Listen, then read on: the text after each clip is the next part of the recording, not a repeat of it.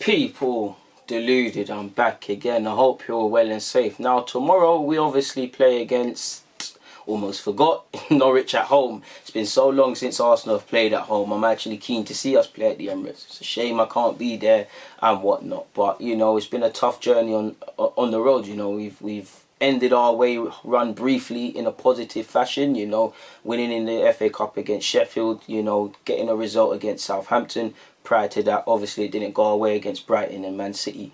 We've still got some tough games on the road to come, people. We've still got to play Spurs, you know. You're always thinking about the North London derby and our little noisy neighbours from down the lane. I've got to do it, Spurs fans. You know, we've still got to go to Leicester and Wolves. I could be wrong, but I'm pretty sure we've got to go to them away from home, considering that they've both maintained their form. They're both doing well and better than us, and both grounds are a bit, to put it nicely, a bit tough to go to. There's still a lot of question marks to answer, and actually, let's not look past Norwich. Norwich are, you know, they're 20th in the league, but their backs are against the wall. You know, you've got to be careful of playing these relegated sides. They've got enough quality and enough individual quality to hurt us. But, you know, for want of a better word, after this, there's no more of these sort of games. We've got a little run where, in no order, we've got the Wolves, the Leicesters.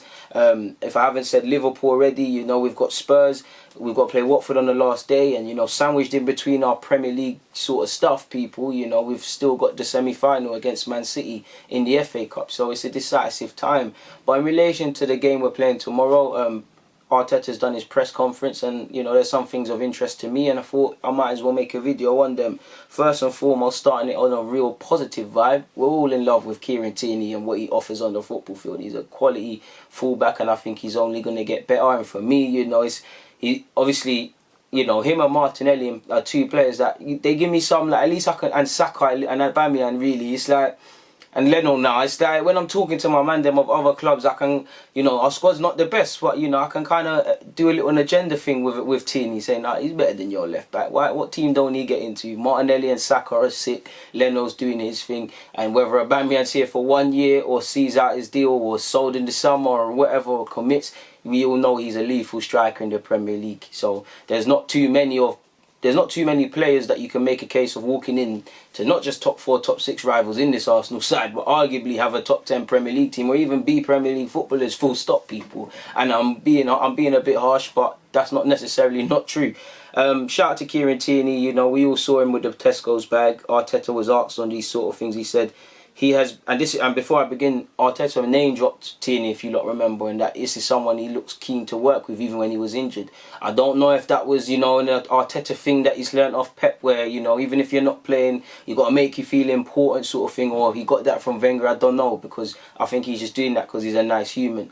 But and to G up his player and keep his confidence up, or if he legitimately was excited to see him back. But he said it's been one of the positive things since I joined. Just to get to know him a bit, his character and the way he trains, the way he pushes himself is exactly what we need. He's the kind of player I love, and I'm really happy with him. He's had some really tough moments since he joined the club, but now he's much happier. He's settled. About the Tesco's bag, this is Kieran. He's a very humble, normal guy, and he does what he thinks is right. And this is what I like, and it shows you, this, like, when you look at Aubameyang and you look at Tierney, they're two different people. Aubameyang's not necessarily a show-off, but he's not afraid to be extravagant. Tierney clearly don't want the limelight and seems like a man of many words, but when he speaks, it's something. And they're both humble. Now, the way Arteta speaks about Aubameyang and the way he's gone into length about Tierney, please bear the Tierney comments not exactly in mind, but the tone when I carry on with how he's kind of spoken about Guendouzi and Ozil, which I don't want to speculate, but I think Arteta is a bit like Wenger. I don't know if he's taking it where if you kind of read between the lines, it all isn't good. Like, even his Maitland-Niles comments now, he goes in depth when he's praising Maitland-Niles. When it's a thing where you're not doing good enough, you're mentioning the training thing, but he keeps it kind of short, brief and ambiguous, people. He's coy in that regard. We'll get onto that later, but he spoke about Lacazette's performance. You know, Lacazette isn't scoring, and, you know, considering his age, there's a lot of things going on in his brain, whether you believe, myself included, because I've said it, he's not deserving of Champions League football because he ain't been doing it this season. You know, it's neither here nor there. Last season, everybody, myself included, wasn't saying that. You know, Lacazette's fallen off. So he's at probably the most decisive point in his career where, you know, he's probably asking the most questions of himself, where everybody's asking questions of himself. The age he's at, he needs to think about his next move. There's the contract. Immediately, obviously, he's not playing, and listen, Lacazette, from what I've heard, is very good with these young players. So I don't think anyone was more happier than, apart from Eddie, for Eddie playing and doing his thing. But at the same time, to play devil's advocate, you know, he's been around the block. He's played for his country. He's been a captain of Lyon. He's captained the Arsenal team. He can't even complete 90 minutes. And he's seeing a young striker that's still developing, that couldn't even get in the Leeds team, playing ahead of him. So there's a lot for my man to consider. So again, it was a case of the same thing. He didn't score. He kind of got tired towards the end. But I think Lacazette's link-up play against Sheffield was decent. He worked fairly hard. You don't really get brownie points for winning a pen, and you know the pen might have been a bit of an harsh one on Sheffield's part, but it is a pen. He won the pen, and you know there's a lot of things for Lacazette. There must be a lot of things going through Lacazette's mind, man. And you know, even when he went on the goal scoring run earlier in the season, he said, Arteta said, he's like any player. The other day he contributed, won a penalty. His link-up play was really good, and I was happy with his performance. He also, Arteta also spoke about Saliba, and it's another one that I really like to hear, is because he's kind of said everything I wanted to hear. First and foremost, without repeating it, he's kind of said that Saliba should stay with. Obviously, you've heard Saint Etienne and us are talking to extend his deal so that he can play in the KOPP de France final against PSG, which I've previously said he needs to do that. That's the first significant potential trophy attempt he has in his career. He's been part of the Saint Etienne side. And we owe it, not that you owe anything in football, you know, we said, whether I agree with it or not, we said, yo, you're staying at Saint Etienne, you got to stay there, and things like that. So you got to, apologies for the noise, you've got to have a touch of class about you people. And you know, it's nice to see that even though Saliba's irrelevant for this season, but relevant, he's said he's kind of keeping in contact with him. He wants him to play in that final if, you know, the manager calls upon him. And what I like to, it's best I not keep saying what I like and just say it. He said, but again, it's part of his process. I know how high the expectations are of him next year, but we have to bear in mind the age that he's at and what he's done in the past. I'll make sure that we create the right environment for him so that he can keep growing as a player. And you know, for a lot of our young players, I don't necessarily feel it's the best environment. I think we're doing what we can. Arteta's a reassuring voice. He gives them the confidence. Obviously, in an ideal world, we wouldn't know, our young players potentially wouldn't have had these opportunities, because we wouldn't have, you know, they've got this opportunity not because of design, because of necessity, because we're so poor as a team right now. So that's happened, people. But Saliba, you know, many fans are not gonna understand that he's a young man. That would be his next season will be his third season as a full-time footballer sort of thing in the pro game. This season was cut short. He's got terrific potential. He is a good player, but he's going to learn some harsh lessons in the Premier League. He's going to have to learn to be consistent 2-3 times a week. I'm not saying he hasn't. He's going to have to deal with potential, no disrespect to Saint Etienne, but naturally Arsenal being not the biggest team in the Prem, but one of the top 6, or we ain't one of the top 6 anymore, how teams play against them, how they try and exploit their centre-halves, how we have to deal with being in front of them. There's so many things. There's going to be times he's going to be great, but there's going to be times he's going to be poor. He's going to go through good moments and bad moments. You know, he's playing against a different variety of strikers. You've got strikers like Danny Ings, you've got Glenn Murray, you've got Sergio, you've got Kane, you've got people physically stronger, poachers, false nines. There's all different things the young 19-year-old will have to go through. So it's about having the right environment and the right leaders, not just for him, for all these young players. For me, the defensive structure. I do think Saliba should have stayed this season, but I do think, yeah, there are benefits to him staying at loan last season. And I think the main benefit is he's away from the spotlight. Could you imagine this young 19-year-old trying to marshal this defence? Because we, as a club, we used to praise Koscielny for being a good defender. Not necessarily good defending. And I'm not saying that's anything to do with Koscielny, because he is a good defender and can defend well. My point being with that, we weren't like you see at Van Dijk with Liverpool. There's a structure with how they're defending and how they're moving. And Van Dijk is shining because of who Van Dijk is. Alisson in goal the same. If that's Arsenal, when Koscielny was in his prime, it weren't a thing like that. We're praising him because he's almost, it's like a fireman that's trying to save forgive me for sounding insensitive. It's like a fireman trying to save a burning block of flats, and we're praising him for being heroic, but he's not exactly, you know, he can't fix it all, but he's going out fighting sort of thing. It's like when Torreira came here. When Torreira's in the Uruguay side, there's a structure. You can see a defensive midfielder breaking it down, or ball winner, whatever. Still the same at Arsenal, but we're praising him because it's all a calamity sort of thing. I don't want that to happen with Saliba, because he's going to get picked apart in the Prem. The right structure off the field needs to happen. He needs to be paired with the right person. You know, not too many expectations from fans. Yes, he's 19, 6 foot something, fars.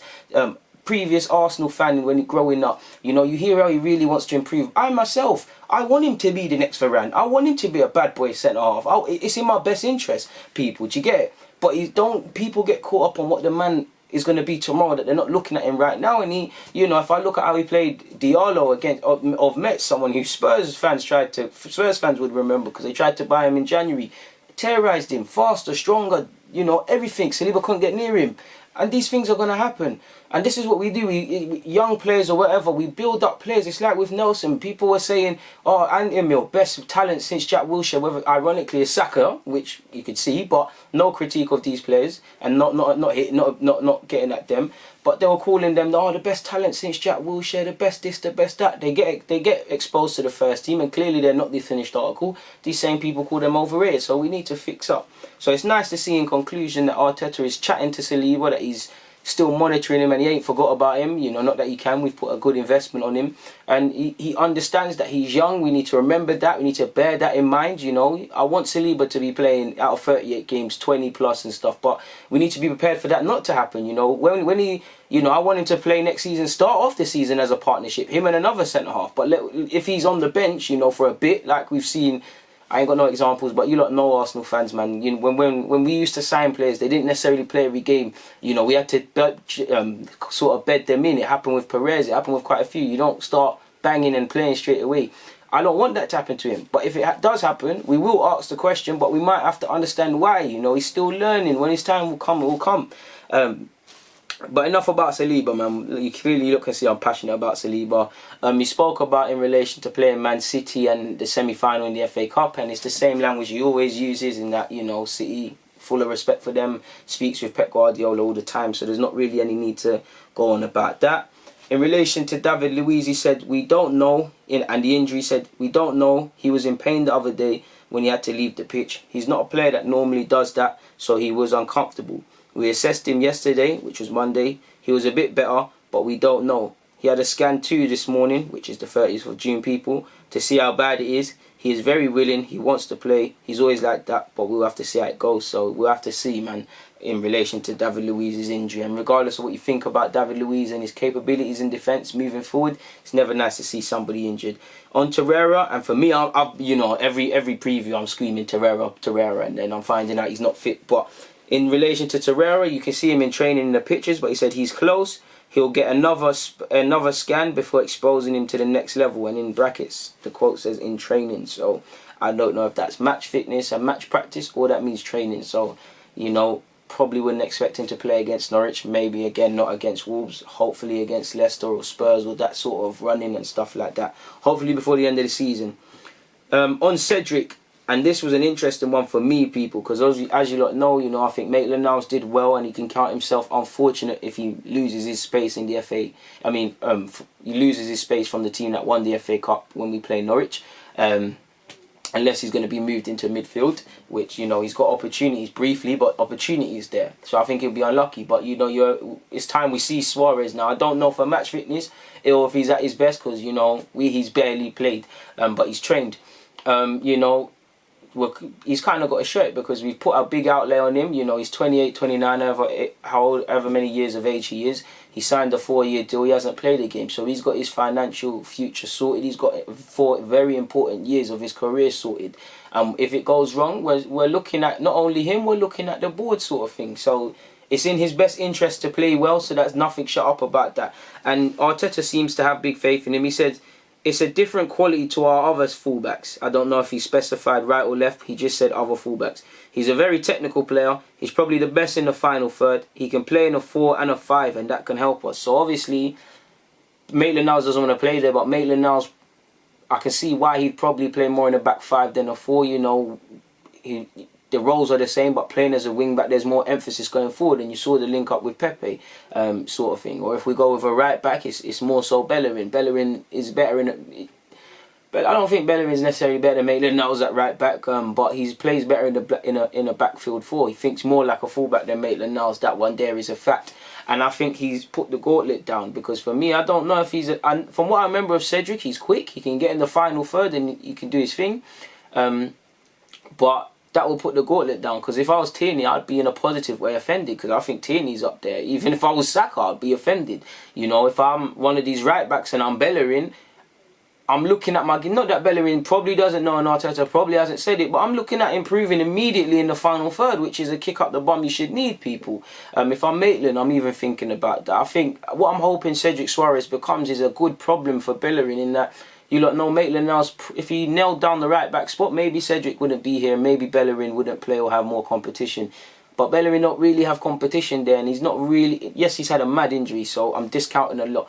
But he hasn't really kicked on. There's no evident improvement in Bellerin defensively or offensively. So maybe this is the kick up the bum Bellerin needs, because, you know, Bellerin's spoken of being a captain and someone I think is going to be a big part of Arteta's plans. But at the same time, if you're not doing what we need, you can lose your spots. And considering what Arteta, you know, considering he's been at City, you can only see City's fullback to know the importance how they have on the general game. And if we're honest, we've had concerns over Bellerin in the final third. So that would put down the gauntlet to them, because I think that is a fair assessment. Without obviously seeing Cedric Soares play for Arsenal, he is very decent in the final third from what I remember, and he's quite quick. So at best, we're hoping for someone that just does their job at fullback, someone that can provide general competition. For me, I just want to see some consistency. I want to see some experience with reading defensive situations.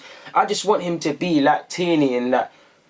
Obviously, Tierney's not no Marcelo. He's good going for. Tierney's a baller. But what I like about Tierney, he reminds me of Sagna a bit, in that you know when you just have confidence in someone to do their job. You ain't got to spend too much time on him. He's going to just do his job. You're going to see some consistency. That's what I want Soares to become. Because at base level, what do I always tell you lot, people? I want confidence, whether you make a mistake, or confidence to play a pass. I want competence, whether you're a defender, midfielder, whatever role you need to be able to do it and do it well. And I want consistency, because I don't like all this on his day business. That's a problem with Arsenal. Everything is on our day. Our day don't come too often. There's 38 Premier League games in a season.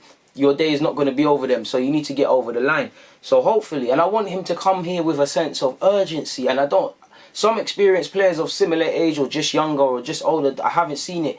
But if I'm Soares, I'm itching because I ain't played. Because let's be honest, and he even disabled his Instagram comments when he signed. There are concerns about him being given a 4-year deal, whether it's because of his agent or his injury or whatever. You know, he's at the age now as well, from a purely sporting background. Do you want to really sit on the bench? Some people might. He's got a 4-year deal and he's playing at Arsenal. You know, he's played at Arsenal, he's played at Inter, he's got a Premier League club for the next 4 years, assuming we're still in this league. He's comfy, people. So I want to see him play with an urgency, a real sense to want to achieve something. Like, that's the vibe I get from Saka, that's the vibe I get from Martinelli, Torreira, Tierney, you know, Leno. It's like these are the few players that I think, even, if I haven't named you, it doesn't mean I don't like you. Like, I think Guendouzi likes to win, I think Pepe as well. I'm just saying, these are the men that really inspire me, and I look around and I think, in comparison to the others, you're the only one that I really think are serious, like you really want to do this thing, like you really want to do this.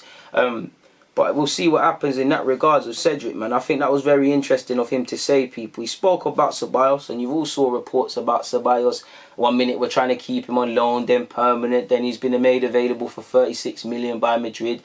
And if you've been listening to Ceballos' comments throughout the whole season, it's kind of changed slightly. At the beginning, he was adamant he's going back to Madrid. And then it started changing. And now you get the vibe. I don't know if these are just mind games that, you know, he expects to leave permanently or at least be on loan elsewhere next season. I don't know if Arsenal will be keen to, you know, extend his stay here or whatever. But that's what I believe. And Arteta said, I'm really happy with the way Danny's progressing. I used him in different positions and his attitude is top. And you can see that every time we score a goal, if you look at him, it's like he's been here for 6 years, the way he celebrates a goal, which is true. In relation to more pressing issues, in relation to Bukayo Saka and Balogun, you previously heard Arteta at length speak about his hopefulness of securing a deal for Saka, but he said, I'm not worried because I know the club is trying to keep them. They know how much I work with them and hopefully we can find agreements. He was then further pressed and said, are you talking generally or about Saka and Balogun specifically?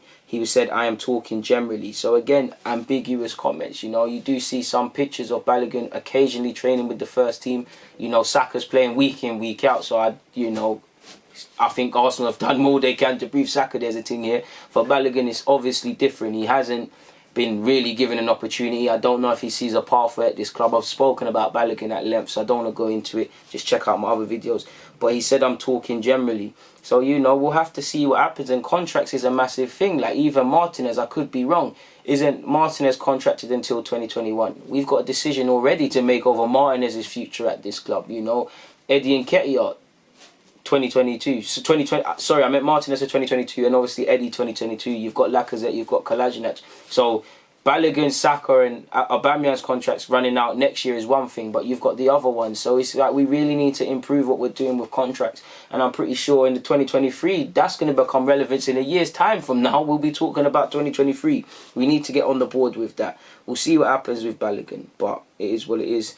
In relation to Ozil and Guendouzi still having a part to play this season, I still believe Arteta believes in them. Ozil started a whole heap of games for Arteta before the restart. Guendouzi's been given his opportunity, and, you know, I think he just frustrates Arteta because he sees a player in there, but he's got to want it himself. And maybe Guendouzi's got a bit of complacency, having all down to his hard work and tenacity and stuff. But, you know, few players since probably him and Saka. Him and Saka, to a degree, Martinelli. I say to a degree because Martinelli stopped going out the side, but elevated their space within this team in so quick a time. Because even with Martinelli, he weren't, you know, started the season, he was on the bench. He had to rely on cup competitions. Then he certified himself. From the moment Saka's really been introduced to consistent first-team football, it's just gone like that. And the same goes for Guendouzi. Since the moment he's come from Lorient, he's been a first-team player, keeping some man out of the team. So maybe there's a bit of complacency in Guendouzi's game. I don't necessarily agree with that, but I can see why there's relevance. He said, everybody that I have in the squad, my job is to get the maximum out of them, to try to help them, to try to support them. And if they're willing, everybody's welcome.